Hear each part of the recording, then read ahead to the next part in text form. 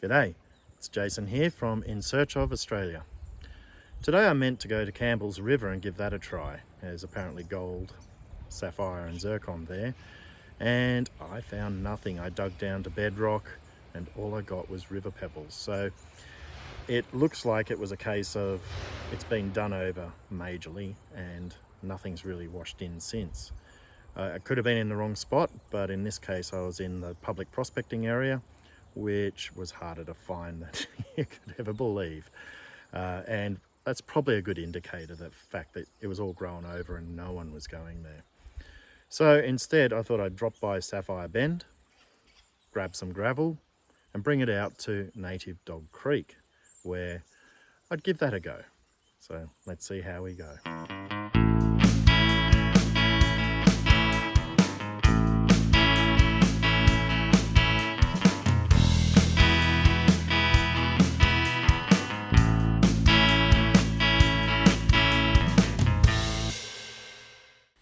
Campbell's River is about 3 hours from Sydney, just southwest of Black Springs. There's a designated fossicking area that was incredibly hard to find, so instead I went back to Sapphire Bend and dug around there a bit.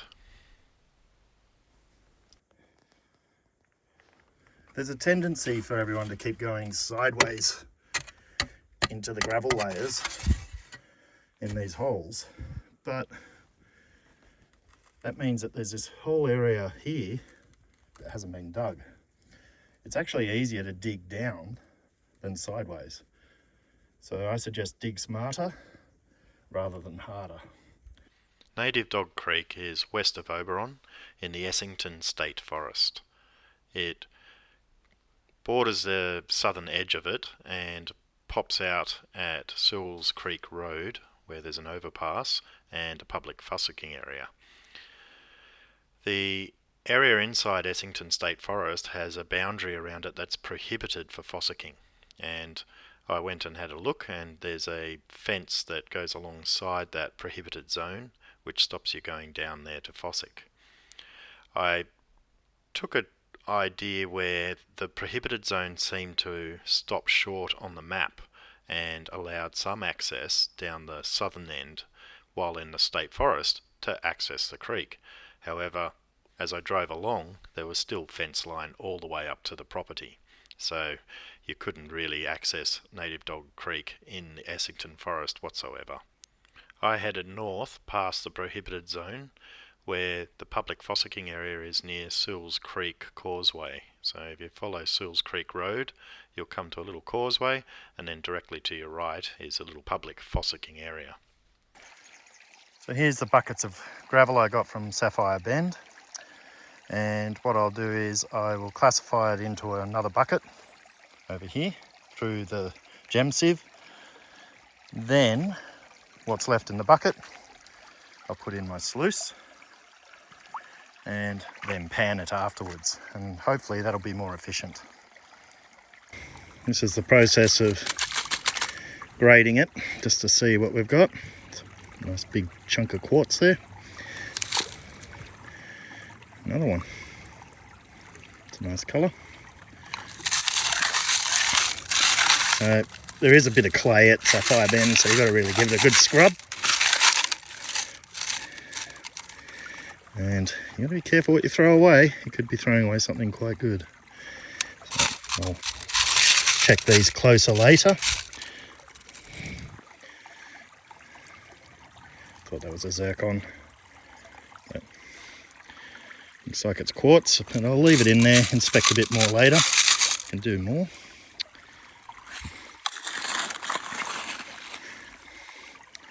It's good not to overdo the sieve because it becomes less effective in classifying.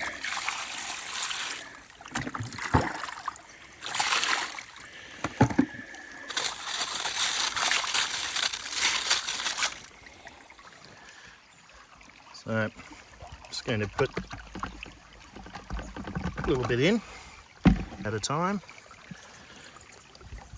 and we'll see if we can focus in there. Hard to see without sun. You'll see the stones dancing around, and eventually what happens is the lighter ones just move out and out of the sluice. I'll be interested to see what's in these top holes here.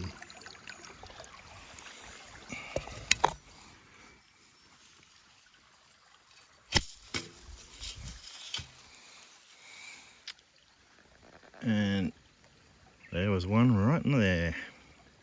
Nice size. And there's the first sapphire. This one's from Sapphire Bend though. I did see a little red gem bouncing around in there. When you clean out the sluice, you want to make sure that you've got a bucket or something so that you don't lose any of the material. Then you untighten the nuts. Some people take it all the way off, but I find if it's loose enough, I can lift the plate and wash through anyway. But first of all, I'm going to get this out, the mat out, which you should be able to pull through once it's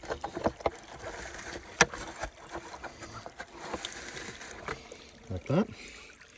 And you'll see there's material there as well. And you'll notice that I'm peeling it so that's always in the bucket. One little sliver of gold.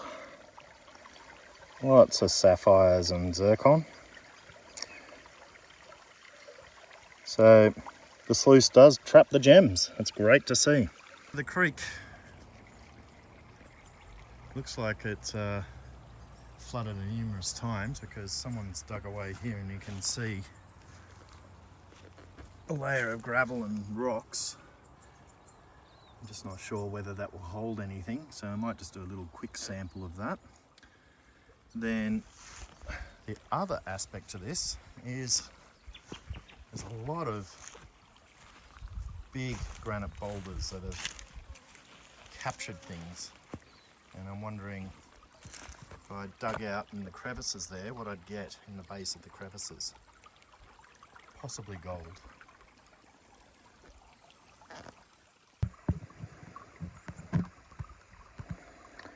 So I got one little spot of gold from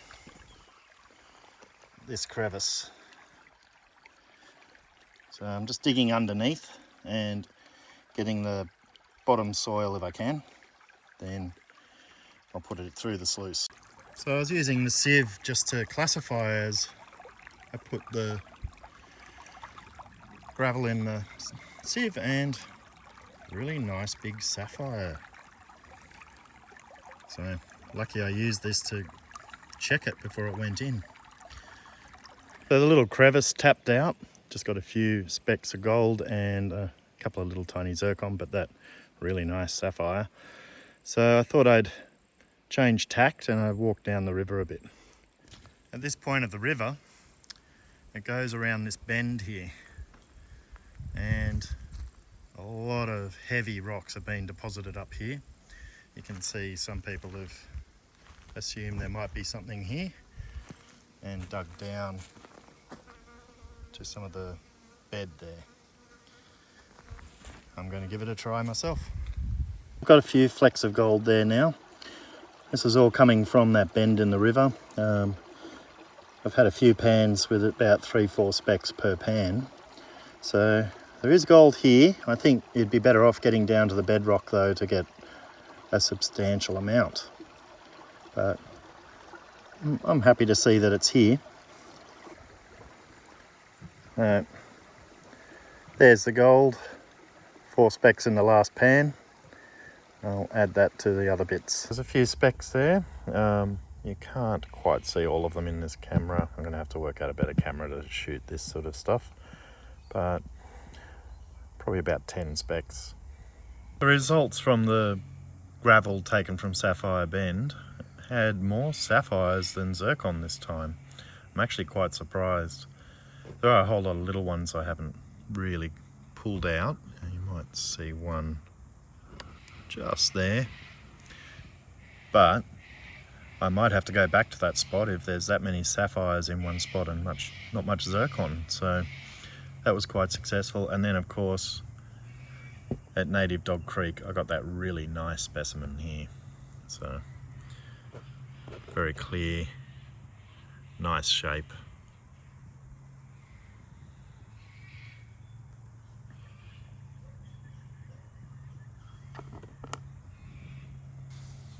So I'd say Native Dog Creek has a lot of potential, and it might be closer to the source, seeing as the quality of that tip is much better than Sapphire Bend. And if you notice that leech, I did remove it before it got to me. I didn't realise it was there when I was filming, but I felt something later and brushed it off. That was Native Dog Creek. I know I was supposed to do a fishing trip, but the weather just didn't work out when I was planning to go. So hopefully it's the next one. I'll see you then.